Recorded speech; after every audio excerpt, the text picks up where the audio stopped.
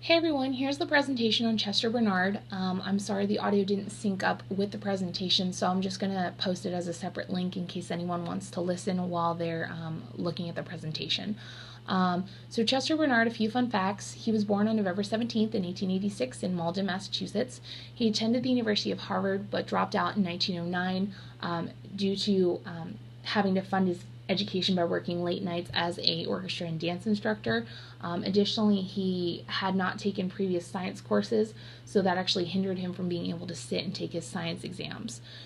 He did, however, move on to work at AT&T for a number of years, which helped him to actually become known what he is known for today, which we'll discuss in a little bit. He married Grace F. Noria in December of 1911 and had one daughter, Frances, born to them in 1919. So what Chester Bernard is most known for is his book, The Functions of the Executive, which was published in 1938. Fun fact, he actually rewrote that about 18 to 20 times before it was published. Prior to being an author, he did work at AT&T for about 40 years. This is where he gained the bulk of his managerial experience, which helped him to write the book and develop his theory. He developed a theory that organizations do utilize today, which focuses on establishing a concrete level of communication within an organization across all levels, channels, and between all individuals. Additionally, he focused on ensuring that organizations developed set goals or visions that these individuals could follow. He also developed two different theories, the authoritative theory and the incentive theory. The authoritative theory was based on the channel of communication, how precise and direct it needed to be, as well as ensuring that employees knew of all of these channels and that competent employees were expressing information correctly through these channels. The incentive theory was more for maintaining consistent cooperation and ensuring employees were incentivized to continue to provide high levels of work, or high quality levels of work. And these were done through a variety of ways, through material and non-material and persuasive methods. So how his ideas fit into the management conversation of the day was that he believed an organization was a cooperative system. It had a nucleus and a subsidiary system, so it was very fluid rather than rigid. With this, he also helped to shift the managerial role from the concrete supervision, measurement, and control aspects to more abstract ones which focused on the employee-employer relationship, the individual relationships in the organization, and communication overall.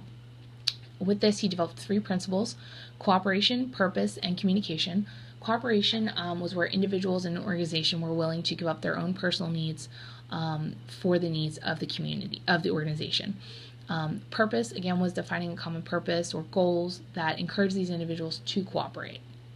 And communication was having communication remain open on all levels between internal and external environments in both a verbal and nonverbal capacity to ensure that needs were being met. His views also helped with the development of transaction cost economic theory because it helped shift the view of the organization as a governance structure rather than a simple production one. So how the impact of his ideas have been since the time of his writing is that even though the book is noted as thick and sometimes difficult to understand, The Functions of the Executive is actually still considered a very influential book and holds true to the methods of organizational success.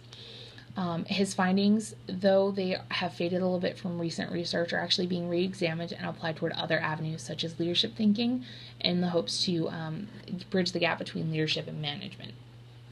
Organizations still utilize the incentive theory and the authority theory, though the authority theory is now known as the acceptance theory. And people still follow that communication of moral codes and demonstrating responsibility for their organization and commitment to it. How we can see these ideas in our organizations today is, especially with authority versus incentive, we see it a lot between managers and employees. In order for the relationship to be beneficial, managers and employees have to both give and receive respect. When they do that, the employees, and we have desirable work conditions, the employees are more likely to continue to perform at a high level. Whereas if they don't, they're more likely to leave and stop cooperating with the organization.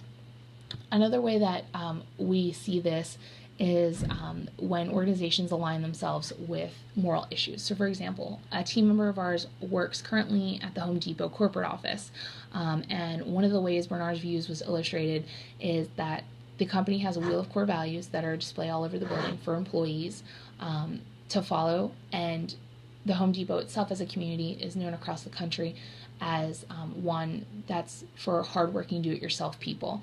It also values giving back to their community. And because of these morals, the people not only believe in the mentality they have, but therefore believe in the company, which encourages them to be more enthusiastic, or they're more enthusiastic when wanting to contribute to the company's success, and employees are more enthusiastic about producing continuous high levels of work. So that's our presentation. We have the references listed in case there's any other information you want to check out.